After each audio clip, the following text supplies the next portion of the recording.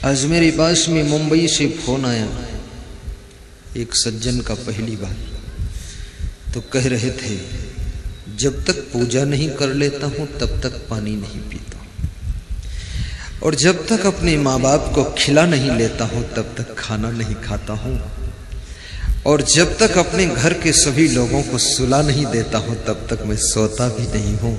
गुरुदेव, सबका ख्याल करता हूं, यही तो भगवान की पूजा है। केवल खुद का ख्याल रखे, ये पूजा का ढोंग है। खाली सबका ख्याल रखना।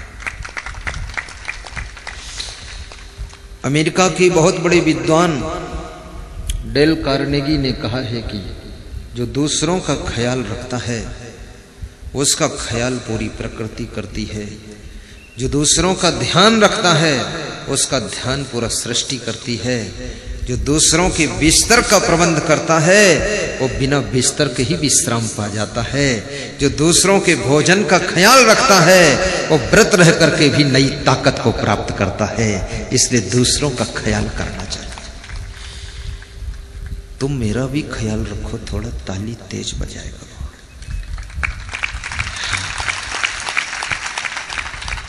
ऐसी ताली बजाते हो लगता है कि शमशान भूमि में आए हो। जोर से मारो ताली, बजाओ एक बार। देखो इतना ढीले ढाले क्यों हो, बताओ।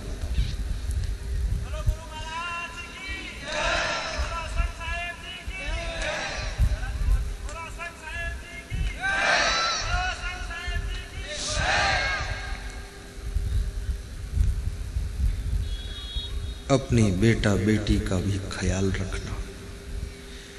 पूर्वजों की संपत्ति को बेचने का हक तुम्हारा नहीं है, क्योंकि वो संपत्ति तुम्हारी नहीं है, क्योंकि वो संपत्ति तुम्हारे पूर्वजों को उनके पूर्वजों ने दिया था। वो संपत्ति तुमको मुफ्त में, गिफ्ट में, प्रसाद में मिली है। वो संपत्ति तुमको बेच करके शराब पीने के लिए नहीं मिली है, जुआ खेलने के लिए नहीं मिली है। वो संपत्ति तुमको तुम्हारे पूर्वजों ने इसलिए दिया है कि तुम अपने बेटे और बेटियों को संपत्ति वही दे करके जाना। ये देने की परंपरा बनी रहे। उस संपत्ति को बेचने का तब हक है जब उस संपत्ति को बेच करके उससे 10 गुना ज्यादा संपत्ति का निर्माण करो, तब उसको ट्रांसफर करने का हक है, लेकिन बेचकर बर्बाद करने का हक नहीं। कहीं 1 एकड़ संपत्ति बेच करके 50 एकड़ मिल रही हो तो ट्रांसफर कर सकते हो, अपने बेटे को दे देना। और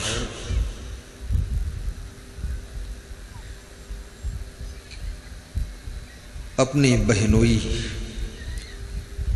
और बहन का भी ख्याल रखना।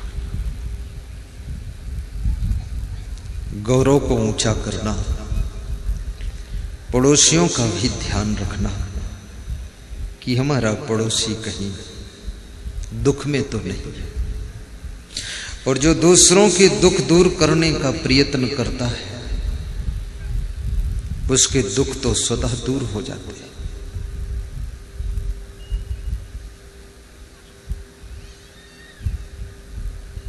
मैंने सुना है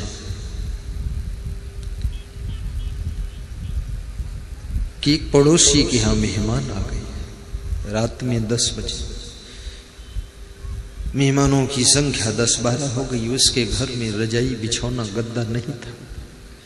असमंजस में पड़ गए।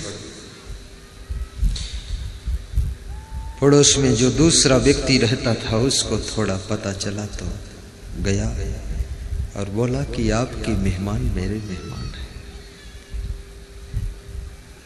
हमारे यहाँ से रजाई गद्दा ले लो, चाहे हमारे यहाँ 2 कमरे खाली वहीं सुला दो। बोले कमरा तो है लेकिन बिछौना ओढ़ना नहीं है, तो ले जाओ ना।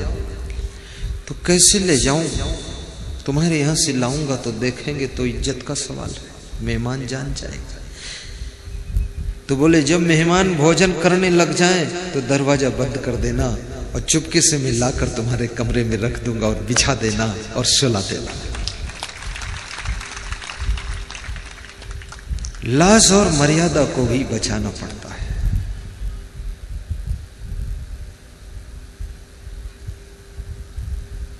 मेहमान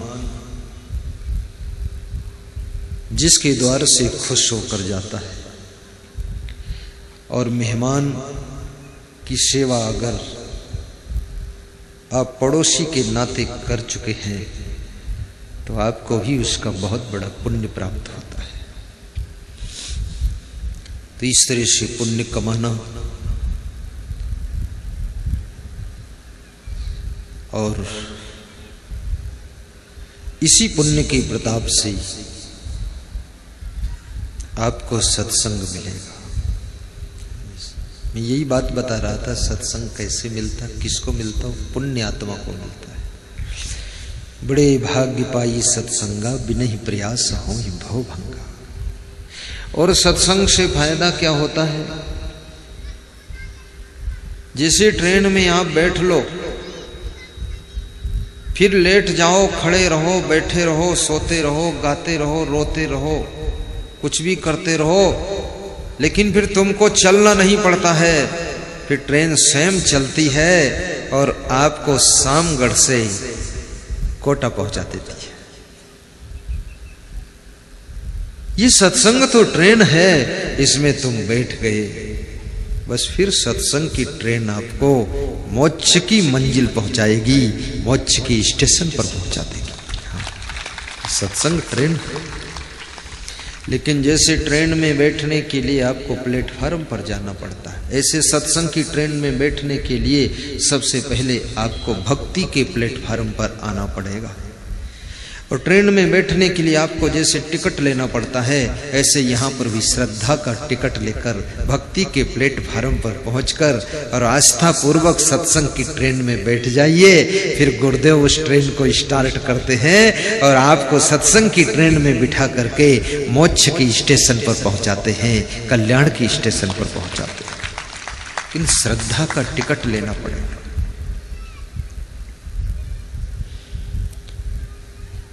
सत्संग की ट्रेन में बिना श्रद्धा के बैठोगे कुछ भी नहीं मिलेगा। बिना टिकट के जैसे टीटी पकड़ लेता है, तो बिना श्रद्धा के तुम्हारे साथ में ही टीटी है तुम्हारा मन, ये टीटी ये पकड़ लेगा। ये मन तुम्हारा कल्याण नहीं करने देगा। ये श्रद्धा का टिकट हो। गुरु में पूर्ण श्रद्धा रखना,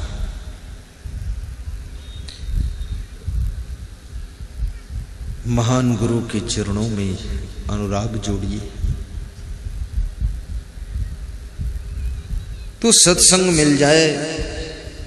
तो प्रश्न ये खड़ा हो जाता है कि सत्संग कैसे सुनना चाहिए। थोड़ा थोड़ा बता देता हूं। सत्संग मुस्कुरा कर सुनना चाहिए। अब आप देखो, आप खुश बैठे हो कि दुखी हो, कि टेंशन में हो, कि नाराज हो, कि तकलीफ में हो, सुनी समझाई जन मुदित मन। मुदित मन से सत्संग को सुनना चाहिए और समझना भी चाहिए। मज्जहि अति अनुराग, और अति प्रेम के साथ में सत्संग में स्नान करना चाहिए। सत्संग गंगा है, सत्संग सरोवर है। जैसे आप पानी में स्नान करते हो तो शरीर का मैल धुल जाता है, लेकिन सत्संग की गंगा में डुबकी लगाते हो तो आपके मन का मैल धुल जाता है, मन निर्मल हो जाता है। मन को निर्मल करने वाला सत्संग है, चित्त को दर्पण बनाने वाला सत्संग है। और जिसका मन निर्मल हो गया तो क्या घटना घट जाती है? कबीर मन निर्मल भया,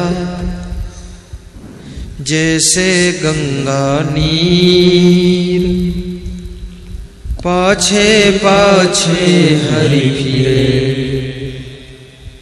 कहत कबीर कबीर। सभी लोग भगवान को ढूंढ रहे हैं कि भगवान कहाँ मिलेगा। बड़ी दूर दूर तक लोग ढूंढने जाते हैं। कोई बद्रीनाथ जाता है,